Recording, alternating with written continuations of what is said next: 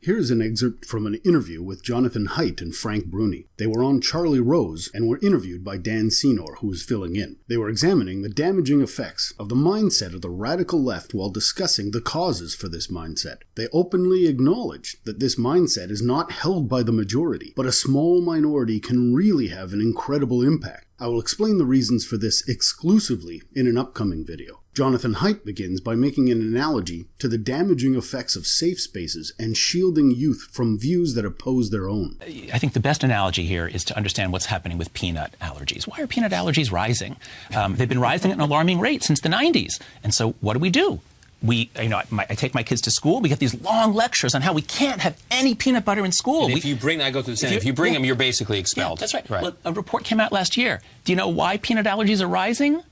Because we haven't exposed kids to peanuts. Right. That's the reason they're rising. So the new recommendation is you got to give kids peanuts early. Right. So this is what we've been doing in the name of. No, it's not even a metaphor. I mean, it's the exact same psychological process. So Nassim Taleb has this wonderful book called Anti-Fragile.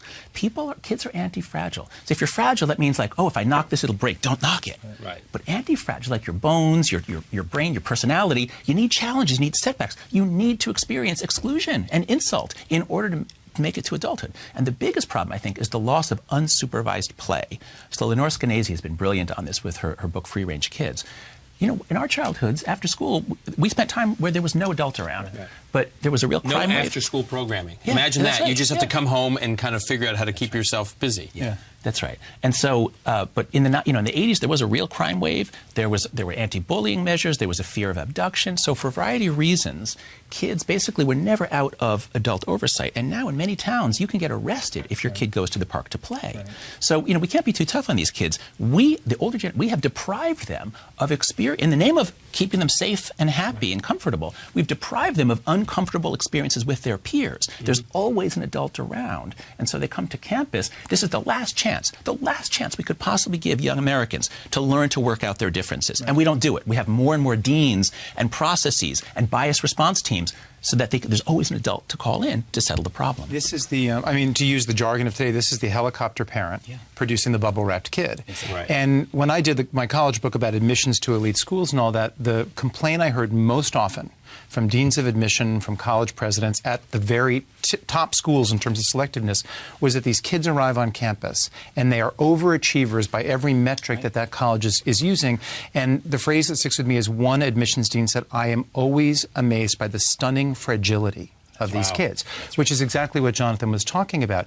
And so what do? We give them these safe spaces. We construct these affinity groups. And debate about that is so shut down. I wrote a column not long ago asking the question, all of these colleges that put so much effort into bringing in a diverse class, once those kids are on campus, what do they do to actually promote interaction so that you have diverse interactions Imagine that. Right, and don't affinity groups, don't safe spaces, don't those sort of work in the opposite direction. I was forwarded tweets where people were saying things like, "I never knew Frank Bruni was such a racist." I was a racist because, so you asked how do Jonathan's colleagues react to him. When I talk to people in higher education, he's a hero because he's bringing up stuff about free speech and ideological diversity that they know needs to be but they won't say that in the public square, or they won't say the same things he's saying because they're so worried about a kind of shaming that the left right now, sadly, seems to specialize in. Yeah, and I think this is really crucial. Mark Lilla had a piece in the New York Times right after the election on the problem of identity politics and how this may have alienated a lot of people and contributed to Trump's victory. And the response from many academics was ferocious. One of his colleagues at Columbia, within a few days, had some essay basically linking him to the Ku Klux Klan. Now, which is what happened. That's right. But here's the point. So Lilla comes back with this brilliant point. He says, "That's a slur, not an argument." And once he said that, I realized, oh my God, that is exactly what has been happening to me. I've been saying some pretty provocative things, beginning with an Atlantic article with Greg Lukianoff, and I keep looking on the internet for people who will respond to it, and pretty much nobody's arguing against me for anything I say. But I do get a lot of people basically saying, I'm a white male, or I somehow am winking at racism, something like that. So young people who go through these colleges, they're exposed to rhetorical training that prevents them from learning how to engage. They're trained carefully in how to basically discredit your opponent. Slur. Right. They learn to slur. They do not learn to argue. So go look at the tape from Middlebury, and that's exactly what you see. You see students with their backs turned, and they're chanting slurs. They're not having an intellectual argument.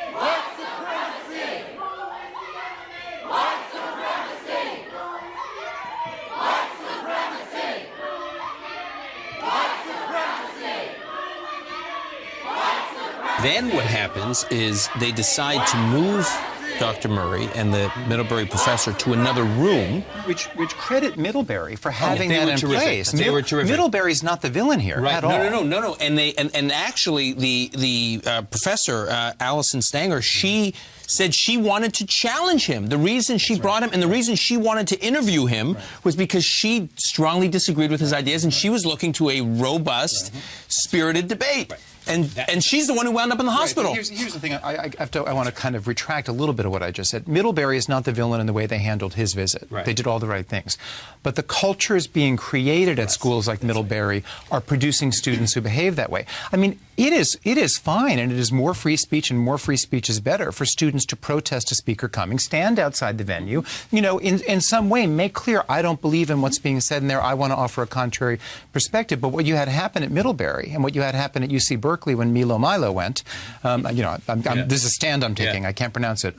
What you saw was a form of registering disagreement that was completely out of bounds and has nothing to do with enlightened discourse. That's right. And I think this calls attention to a gigantic generation gap. And it's not just like the millennials. It actually seems to have started just 2 to 4 years ago, this new way of thinking, this new moral order. If you look at terms like safe space, trigger warning, they only really begin to emerge around 2012, 2013, if you look at Google Trends. The big wave of disinvitations was 2013. So there's a kind of a new moral order, and I think social media is absolutely central to this. Facebook lowered its age for, you could join it at 13, I forget, was it 2006, 2007, something like that, around there.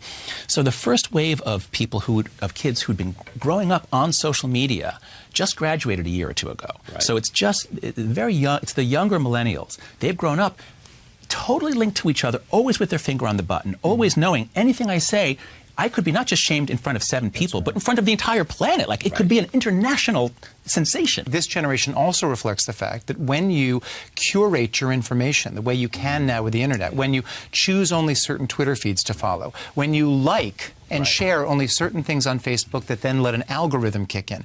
We are living in a time when not just this generation, but they're the kind of newcomers to it, but everybody is able to construct their information flow and thus their reality, and to live apart in these siloed ways online.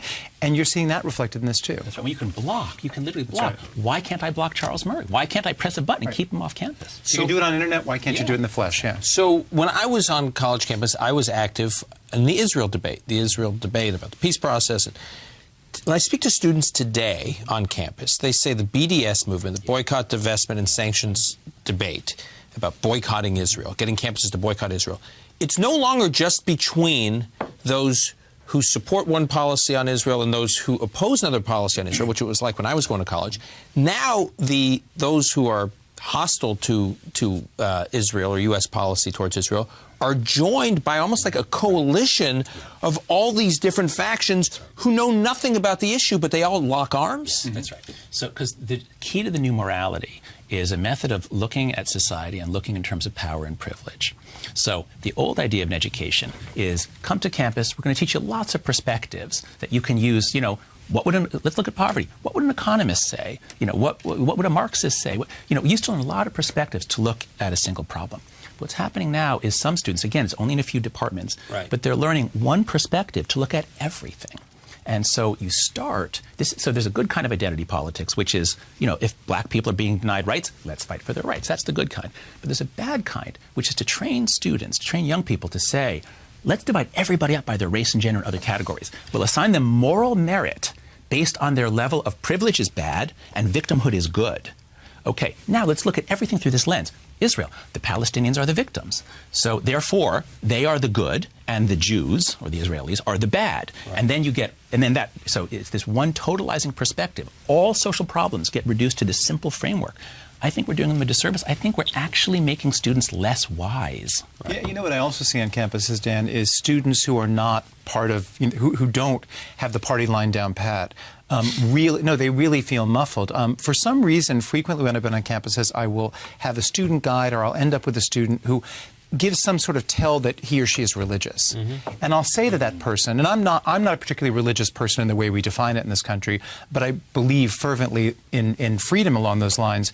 And I'll say to that student, how comfortable do you feel bringing up your religion or God in class, or in the fraternity house, or the sorority house, whatever?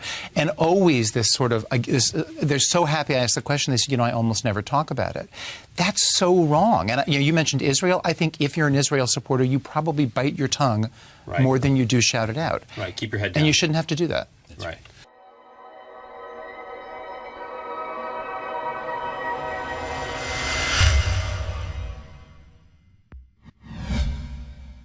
Thanks for watching. Remember to subscribe. If you liked the video, be sure to leave a comment and hit that like button. If you didn't like it, please explain why. Open discussion is the only way to have a better understanding of differing views. Sharing this video on social media can help keep conversations alive. Now, here are a few other videos that you may be interested in.